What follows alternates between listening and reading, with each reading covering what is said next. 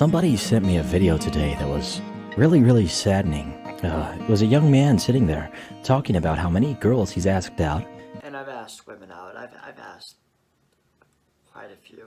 And how none of them ever wanted to have anything to do with him. And he said it was because of how he looked. But you quickly discover it's because of what you are. Or how you look. No woman could ever want me. Because of his socioeconomic status. And I don't have a job, I don't have a car, I don't have anything. So why would any woman want anything to do with me? You know, you might say about love. What's there about me to love? Because of how he presented himself, how he acted. And I could understand what he was saying, and I could feel it. I just felt what he was saying, and I was like, yes, you're right. I can see that you would have a lot of trouble with that, a lot of trouble. That doesn't mean you're a bad person. And then what really got me is he said he couldn't even comment on saying something to her without people responding to his tweet saying, be careful, this guy looks like he's a blah, blah, blah. He probably wants to do this to you, blah, blah, blah. And I get a cacophony of people contacting her saying, watch out, this guy is a desperate, thirsty virgin. He wants to rape you. He wants to do horrible things to you, yada, yada, yada. And for some reason, it's believable. That's the most disturbing part. It's all judgmental. It's so judgmental. And I don't understand why so many people are just so judgmental now. It's wrong. It's wrong. And it got me thinking, you know, I'm always sitting here thinking, you're probably still wondering what this picture is. We'll get to it in a second. It got me thinking, I was like, man, what can I do to make things better for people? What can I do? I know I've got a part to play in this. Besides doing all the weird stuff that I do online, I know I've got a part to play in this. And I'm going to. Mark my words, I'm going to do something huge to help people. I got to thinking, and I started thinking about, well, how a lot of people find love nowadays. Now, this is a pretty strange topic that a lot of popular opinions probably not good about. A lot of people probably don't want to have anything to do with this, and they might even say, how dare you talk about this topic? I'm unsubscribing. I don't want to hear about it. And that's okay if you feel that way. I'm not saying it's right. I'm not saying it's wrong. I will say, though, I've known people throughout my life.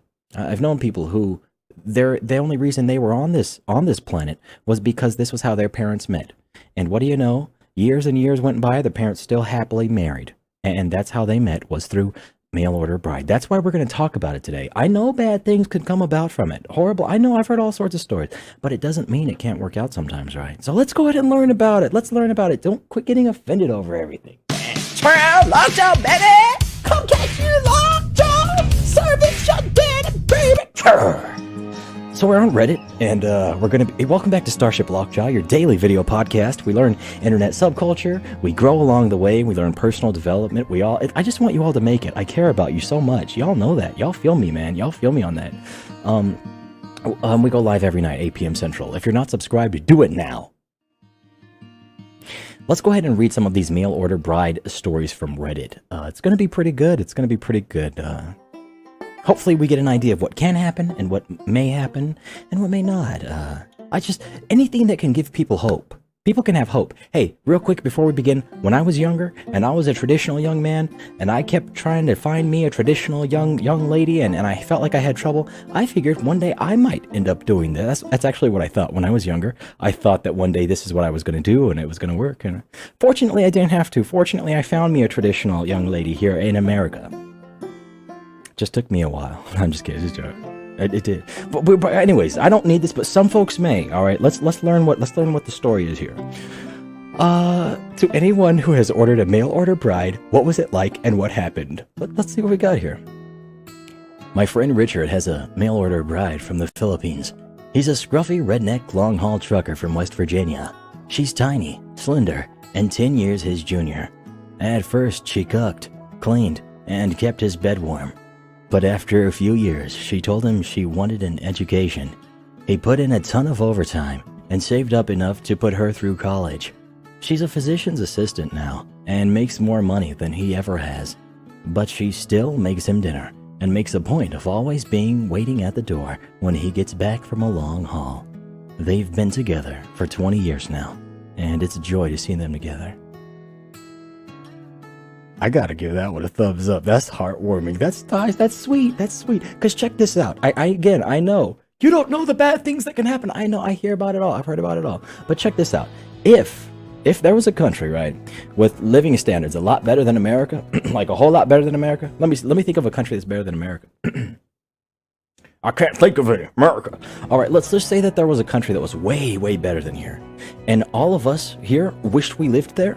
And next thing you know, there's ladies there, or men, and they're in a certain age range, and they're older than us, and we're highly successful, and they are having trouble there finding love. So they would want from here, right? So the ladies there would be looking at incels in America, and they'd be like, I'd love to have one of them come be my husband, and we can have a traditional relationship together. And the incels here would be jumping on that. They'd be like, okay, because it's better living conditions. And if this works out the way it's supposed to, then they can have better living conditions here, right? And they can find love, and they can find someone who's going to take care of them and a supportive role. It's good stuff, man. It can work. It can work. Go ahead, leave me a comment telling me how horrible this is. Go ahead. I want to. It's an option, man. And I'll tell you, some folks who would live the rest of their lives here without ever having any love or anything, this could be an option that could work out, and it could work. It could. Why do you guys have to make everything so controversial? People are always controversial. They're always coming at me, man. All right, let's continue. This is adorable. Yeah, it's always adorable, bruh. All right, what else we got here? One of my uncles, who is Filipino, convinced one of his white coworkers to marry his 28-year-old niece, who was still living in the Philippines at the time. The guy was at least 20 years older than her. The relationship was really rocky the first 2 years. She hated him, basically, but she stuck the relationship out, got him to go to church, and they were more or less together. About 10 years into the marriage, the guy needed a kidney transplant.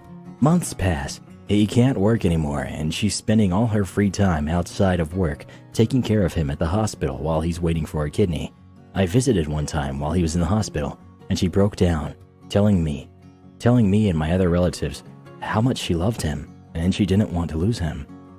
The doctors finally gave him the less than 3 months to live if he doesn't get a kidney, and after a month and a half later, he got the kidney, recovered, and went back to work within a year's time. At a family get-together, he bragged to everyone, including me, about how amazing he feels, and how much he thought he was dead, and that he was blessed to have a new lease on life. Then a few months later, I get a call from him saying that he's met someone else online and that he still considers me family. In shock, I tell him I'm busy, and then called my aunt, who then explained to me he found a 21-year-old single Filipino mom from Cebu and already filed the divorce papers against my uncle's niece, who was almost 40 at the time. What? Oh.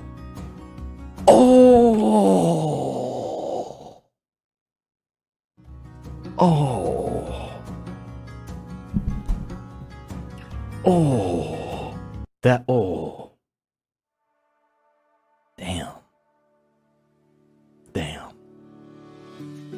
Some people are some people are. Yeah. What a D-wad. Yeah, he's a D-wad, all right. Ouch. I can't believe that wow. That just goes to show you that no matter if you're talking about the husband or the wife, there's no telling. In the future, one of them may end up doing something like that. A D-wad move like that. And that's hurtful, man. That's not loyal. Yeah. Some people ain't gonna be loyal. People ain't loyal. Yeah. And if things do turn out bad for either party, I would want them to be able to get out of that situation, right? To be treated right. To be treated with respect. Because you do hear about that too. You want to talk about how... Red Mims? What's up, Red Mims? People talk about how dangerous it can be for her, how horrible it can be for her. Yes, it can. It definitely can. At the same time, there are also the stories where it's horrible for him because she's just going to use him to get the ticket over here. Boom! She's gone, baby. See what I mean? So, interesting stuff. That's why he can go over there. He can move there. All right. He can move there. Then he can really see what's on the menu, huh? I'm just kidding. Good all right. Lockdown, baby!